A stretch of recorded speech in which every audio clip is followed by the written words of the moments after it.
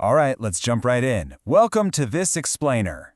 Today we're taking a subject that is way too often treated as just some dry, dusty textbook topic, democracy. And we're going to look at it for what it truly is. It's a massive, breathing, living ecosystem. Think of it less like a rigid set of rules and more like an absolutely incredible, dynamic feat of human organization. To really wrap your head around the sheer scale we're dealing with here, just consider this one number, 96.8 crore. That is literally over 968 million registered voters who participated in India's 2024 elections. An electorate of this size mobilizing for a single democratic process, it's a completely unprecedented global event. I mean, we're talking about polling stations being physically set up in the most remote, hard-to-reach corners of the country, just to make sure every single voice can be heard. It is a logistical marvel, for sure. So here is our roadmap for today. We'll start with the world's largest living democracy, explore its roots and the living document, break down the pillars of power, see democracy in action, look at weathering storms and challenges, and finally wrap up with the citizen's crucial role. Okay, let's kick things off with Section 1, World's Largest Living Democracy and Giving Power to the People. When you're dealing with a system this massive, popular sovereignty, power to the people, isn't just a simple binary choice. It actually means navigating over 2,800 registered political parties. That's a staggering number, right? But it ensures an incredibly diverse array of social, cultural, and regional voices are represented. When you cast that secret ballot, that single act bridges the gap between you, the individual citizen, and the highest offices of the nation. Honestly, the sheer volume of choices is exactly what makes India's version of this so fascinating. Moving right along to Section 2, Roots and the Living Document, tracing ancient traditions to modern laws. Collective decision-making isn't some brand new concept for the subcontinent. It actually goes way, way back. I'm talking all the way back to the Vedic period, where institutions like the Sabha and Samiti were already gathering to discuss public affairs. The Rig Veda even has a specific verse, the Aikamatya Suktam, that highlights the importance of unity and collective thinking. And later on, you had the Buddhist Sanghas established by Gautama Buddha, where people were actively debating ideas and voting on decisions. All of these deep historical cultural currents basically flowed right into 1946, when the Constituent Assembly gathered. They spent almost 3 years, 2 years, 11 months, and 18 days to be exact, painstakingly crafting the modern Constitution, which finally came into force on January 26, 1950. Now, the framers of this Constitution were incredibly far-sighted. They knew that a rigid, unbending rulebook would just snap under pressure eventually. So they built in Article 368 to allow for amendments.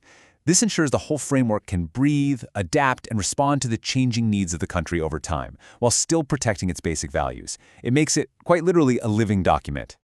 Which brings us to Section 3, the Pillars of Power. Let's look at the core principles and mechanics. So, how do you keep a system this huge from falling apart or, worse, becoming tyrannical? You fracture the power. You deliberately split it up into 3 distinct organs: the legislature, which makes the laws, the executive, which implements them, and the judiciary, which interprets them.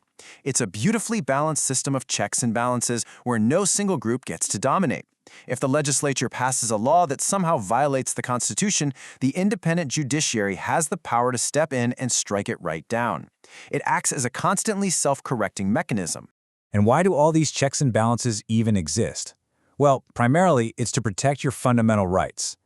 These 6 rights, ranging from equality to freedom of religion, are the absolute core of the rule of law in India.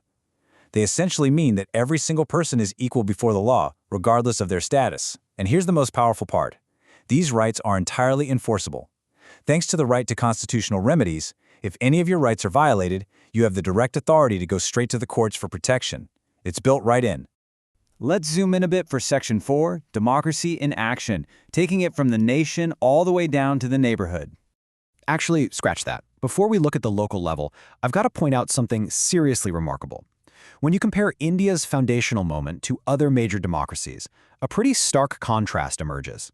On day 1, back in 1950, India granted universal adult franchise to all citizens over a certain age, men and women equally. Women didn't have to fight a long, grueling legal battle just for the right to vote, which is what happened in the United States until 1920 or in Britain until 1928.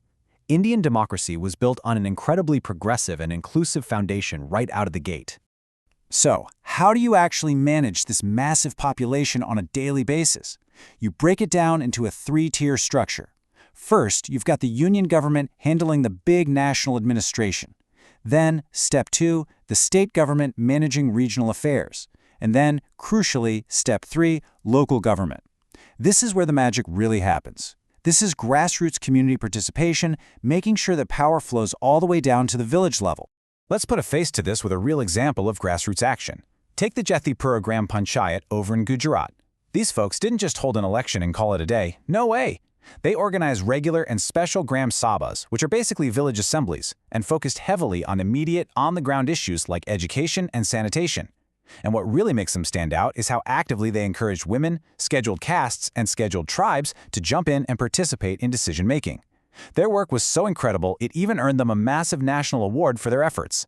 Or look at the South Minabanko Gram Panchayat in Tripura as another great example. They went all in on empowering women by supporting local self-help groups, which directly improved livelihood opportunities as well as health and sanitation in their area. Because of this really targeted effort, they were officially recognized as a women-friendly panchayat. These aren't just cute, feel-good stories, right? This is physical proof that when democracy is truly active at the local level, it absolutely transforms communities. Now, let's get into some of the heavier stuff. Section 5, Weathering Storms and Challenges, Testing Democratic Resilience. Historically speaking, the absolute biggest pressure test for India's democratic structure happened between 1975 and 1977.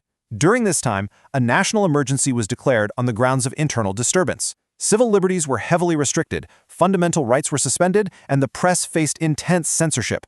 It was obviously a time of immense pressure on democratic institutions, sparking mass movements led by figures like Jayaprakash Narayan. Ultimately, though, the emergency ended in 1977 and new elections were held. The system held together, the voters gave their verdict, and those vital constitutional safeguards were brought back, which really proved the sheer resilience of this whole framework. But hey, the storms aren't just ancient history. Today's threats, they look a little different, but they are just as serious. While persistent hurdles like poverty, illiteracy, and gender bias definitely remain, there's a huge new challenge on the block: the rapid spread of misinformation and fake news on social media. When fake news creates confusion, it totally weakens public trust in our institutions. Democracy completely relies on an informed public, so when the information itself is poisoned, the very foundation of how we make decisions is at risk. Which leads us perfectly into our final part. Section 6, the citizen's crucial role, the true caretakers of democracy. And guess what? You are fully equipped to be that caretaker. The system actually gives you the tools to hold it accountable. The media acts as this fourth pillar, highlighting real public concerns.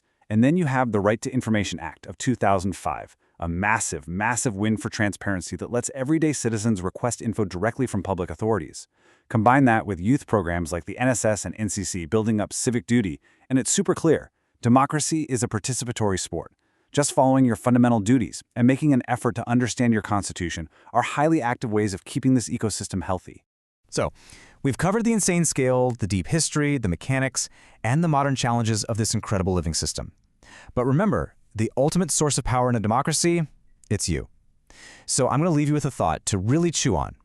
Democracy is absolutely not a spectator sport. It requires daily participation. How will you strengthen your democracy today? Thanks so much for exploring this fascinating topic with me in today's Explainer. Keep learning, keep questioning, and I'll catch you on the next one.